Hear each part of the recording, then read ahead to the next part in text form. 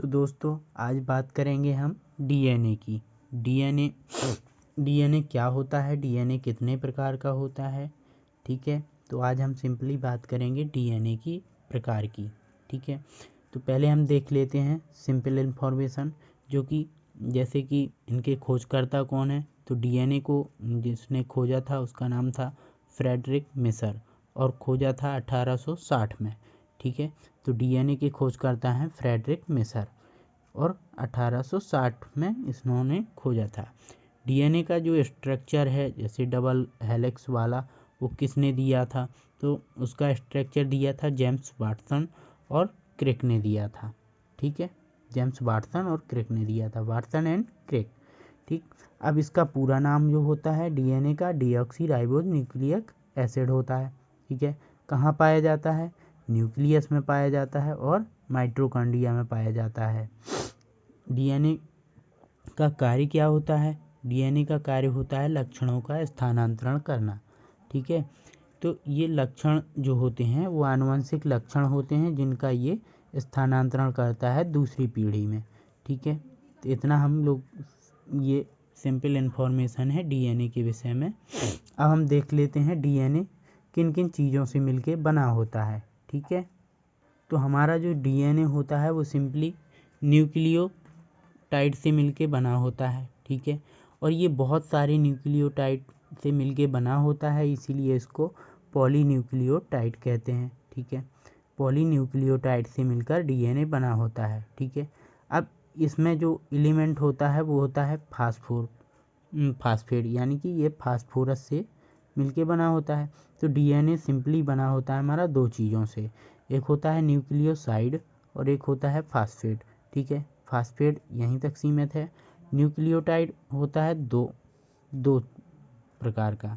ठीक है, इसमें एक तो शुगर होती है और एक नाइट्रोजन बेस होते हैं। ठीक है, एक इसमें शुगर होती है और नाइट्रोजन बेस होते हैं। अब शुगर जो होती है वो डीऑक्सी होती है और राइबोस टाइप की होती है। डीऑक्सी, अब जैसे हम इसको याद करने के लिए, एक होता है हमारा डीएनए और एक होता है हमारा आरएनए। तो ठीक है, ये डीऑक्सी टाइप की शर्करा है और ये राइबोस टाइप की शर्करा यानी कि शुगर है। अब आते हैं हम नाइट्रोजनी बेस पे, यानी कि नाइट्रोजनी क्षार। ठीक है, कि ये होते हैं हमारे दो प्रकार के, एक होता है प्यूरिन और एक होता है पिरिमिडीन या पायरिमिडीन। ठीक है, तो जो प्यूरिन होता है वो एक होता है ए और दूसरा होता है जी। ठीक है, एक होता है ए और दूसरा होता है जी। ए को हम बोलते हैं एडेनिन और जी को बोलते हैं ग्वानिन। ये होता है हमारा प्यूरिन। ठीक है, और जो हमारा पिरिमिडीन होता है ये होता है, एक टी होता है और एक सी होता है। टी को हम थाइमिन पढ़ते हैं और सी को हम साइटोसिन पढ़ते हैं। और इसमें जो बॉन्ड पाया जाता है वो हाइड्रोजन बॉन्ड पाया जाता है। ठीक है, एडेनिन जुड़ता है थाइमिन से और ग्वानिन जुड़ता है साइटोसिन से। एडेनिन और थाइमिन के बीच होते हैं डबल बॉन्ड और ग्वानिन और साइटोसिन के बीच में होते हैं ट्रिपल बॉन्ड। ठीक है, जब हम डीएनए से आरएनए बनाते हैं तो थाइमिन हटा करके हम यहाँ पे यूरेसिल जोड़ देते हैं। ठीक है, यहाँ पे यूरेसिल जोड़ देते हैं तो हमारा आरएनए बन जाता है। ठीक है, जिसे हम ट्रांसक्रिप्शन कहते हैं। तो ये हमारा जो डीएनए होता है ये इन चीज़ों से मिलके बना होता है। हम देख लेते हैं इसकी संरचना।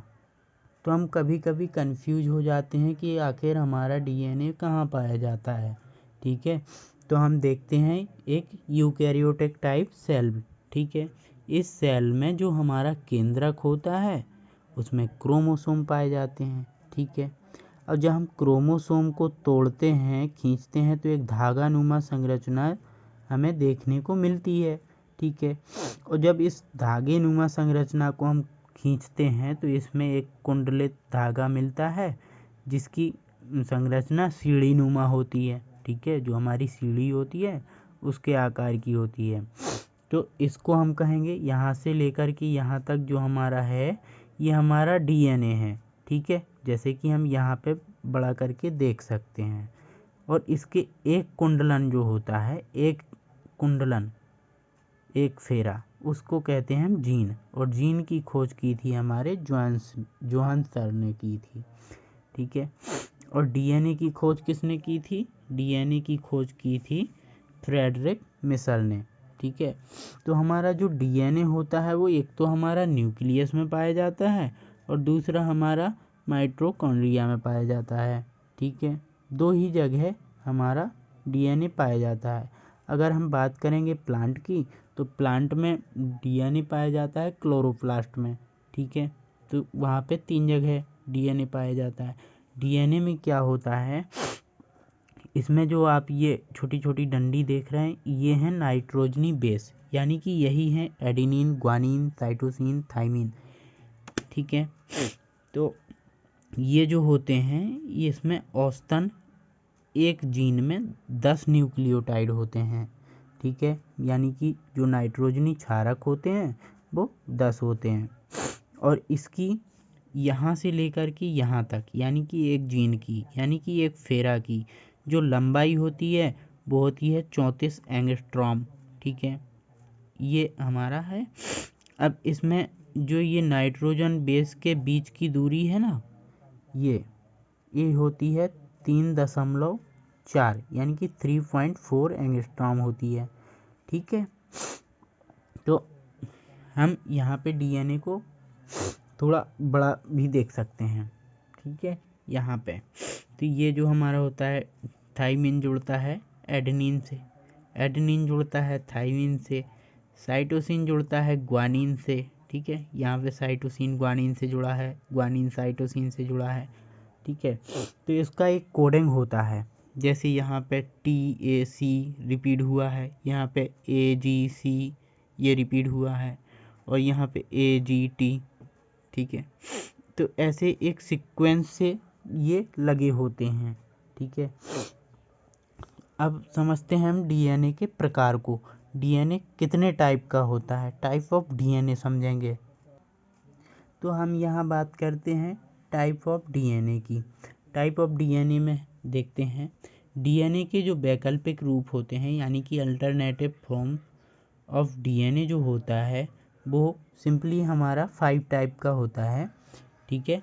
और जो 5 टाइप का हमारा डीएनए होता है वो होता है ADNA, BDNA, CDNA, DDNA और ZDNA होता है, ठीक है। तो हम पहले समझ लेते हैं ADNA को। ADNA में क्या होता है, इसमें दोनों पॉलीन्यूक्लियोटाइड श्रृंखलाएं, यानी कि जो कुंडलन वाली हमारी श्रृंखलाएं थी वो दक्षिणावर्त होता है, यानी कि जो इनका कुंडलन होता है वो दक्षिणावर्त होता है। दक्षिणावर्त माने राइट हैंडेड, यानी कि क्लॉकवाइज होता है। जैसे हमारी घड़ी की सुई घूमती है वैसे ही ये घुमा होता है, ठीक है। तो ये क्लॉकवाइज घुमा होता है। और इसके एक कुंडलन में, यानी कि एक हेलिक्स में 11 न्यूक्लियोटाइड क्षारक युग्म होते हैं, ठीक है। अभी हमने थोड़ी देर पहले बात की थी डीएनए की, तो हमने बताया था कि एक जीन में 10 न्यूक्लियोटाइड होते हैं, ठीक है। तो क्या होता है कि 10 जो न्यूक्लियोटाइड की संख्या है वो एक एवरेज है, ठीक है। तो हमारे अलग अलग टाइप के डीएनए में अलग अलग टाइप से ये नाइट्रोजन बेस, यानी कि नाइट्रोजनी क्षारक युग्म पाए जाते हैं, ठीक है। तो हमारा जो ए टाइप का डीएनए होता है इसमें 11 न्यूक्लियोटाइड क्षारक युग्म होते हैं, ठीक है। तो अब हम बात करेंगे बीडीएनए की। बीडीएनए हमारा वो डीएनए है जो हमारे वाटसन और क्रिक के द्वारा प्रस्तुत डीएनए मॉडल, यानी कि बीडीएनए था। यानी कि जो वाटसन और क्रिक ने जो हमारा मॉडल दिया था कि ये दक्षिणावर्त डबल हेलिक्स वाला होता है, ऐसे ऐसे होता है, उसका स्ट्रक्चर जो उन्होंने बताया था, उसकी जो छाया चित्र दिया था वो डीएनए जो छाया चित्र दिया था वो वाटसन और क्रिक के द्वारा दिया गया था, वो डीएनए था, ठीक है। जो वाटसन और क्रिक ने मॉडल प्रस्तुत किया था वो डीएनए का था, बीडीएनए का था, ठीक है। और ये डीएनए भी एडीएनए के जैसे दक्षिणावर्त होता है, यानी कि क्लॉकवाइज कुंडलन होता है, ठीक है। और इसके एक कुंडलन में 10 न्यूक्लियोटाइड क्षारक युग्म पाए जाते हैं। एडीएनए में कितने पाए जाते थे? 11, ठीक है। और बीडीएनए में कितने पाए जाते हैं? 10, ठीक है। तो इसमें 11 पाए जाते हैं और इसमें 10 पाए जाते हैं। और यह सेल्स में पाए जाने वाला डीएनए, यानी कि ये सेल्स में तो हर डीएनए पाया जाता है, लेकिन ये जो बी डीएनए होता है ये सेल्स में सबसे अधिक पाया जाता है, ठीक है। अब बात करेंगे हम सी डीएनए की, ठीक है। सी डीएनए जो हमारा होता है यह भी दक्षिणावर्त कुंडलन को दर्शाता है, यानी कि ए बी सी तीनों दक्षिणावर्त कुंडलन को दर्शाते हैं। यानी कि ये तो एक समानता हो गई इनकी, ये इसमें ये समानता होती है कि ये भी दक्षिणावर्त होता है और ये भी दक्षिणावर्त होता है और ये सी डीएनए भी दक्षिणावर्त होता है। अंतर क्या है? 11 न्यूक्लियोटाइड पाए जाते हैं, 10 न्यूक्लियोटाइड पाए जाते हैं और इसमें पाए जाते हैं 9 न्यूक्लियोटाइड। 9 न्यूक्लियोटाइड पाए जाते हैं, यानी कि एक फेरा जो होता है इसका, एक कुंडलन जो होता है उसमें 9 न्यूक्लियोटाइड पाए जाते हैं, ठीक है। तो अब आता है हमारा डी डीएनए। ये भी दक्षिणावर्त कुंडलन को दर्शाता है, यानी कि हमारे जो 4 टाइप डीएनए होते हैं वो दक्षिणावर्त कुंडलन को दर्शाते हैं। और जो हमारा सबसे अलग डीएनए होता है वो जेड डीएनए होता है, क्योंकि इसमें वामावर्त यानी कि एंटी क्लॉकवाइज कुंडलन होता है, ठीक है। तो अभी समझते हैं हम डी डीएनए को। डी डीएनए में दक्षिणावर्त कुंडलन होता है और इसमें न्यूक्लियोटाइड की संख्या 8 होती है, ठीक है। यानी कि जितने हम डीएनए अभी तक पढ़ के आए हैं उनमें से एक न्यूक्लियोटाइड घट के आया है। जैसे एडीएनए में कितना था? 11 था, बीडीएनए में 10, सीडीएनए में 9 और डीडीएनए में 8, ठीक है। तो इसमें जो न्यूक्लियोटाइड की संख्या होती है वो 8 होती है, ठीक है। और याद करने के लिए उल्टी गिनती से हम याद कर सकते हैं 11, 10, 9, 8, ठीक है। ए बी सी डी, ठीक है। तो ये हमारे टाइप हो गए ए बी सी डी और जेड, ठीक है। तो जैसे हम ए बी सी डी को पढ़ते हैं ए टू जेड, तो ए बी सी डी को कहाँ तक पढ़ते हैं?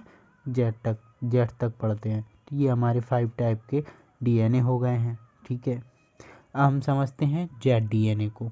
जेड डीएनए में क्या होता है? वामावर्त कुंडलन होता है, यानी कि इन सब से ये उल्टा होता है, एंटी क्लॉकवाइज घूर्णन होता है, इसका एंटी क्लॉकवाइज होता है, ठीक है।